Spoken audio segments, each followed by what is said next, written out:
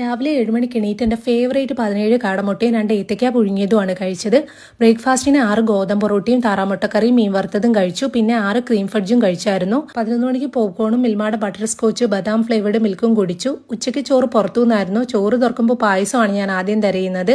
പിന്നെ കുറച്ച് പീനട്ട് ബട്ടറും കഴിച്ചു. ഉച്ച കഴിഞ്ഞ് സൈറ്റിൽ പോകണമായിരുന്നു. 4 മണിക്ക് 2 പഫ്സും 2 കട്ട്ലറ്റും കഴിച്ചു. ഇടയ്ക്ക് നനയ്ക്കാൻ ഒരു കുപ്പി സോഡാ സർബത്തും വാങ്ങിയായിരുന്നു. വൈകിട്ട് പോകുന്ന വഴിക്ക് ബേക്കറി കയറിയിട്ട് മിന്റ് മൊയ്റ്റോ കുടിച്ചു.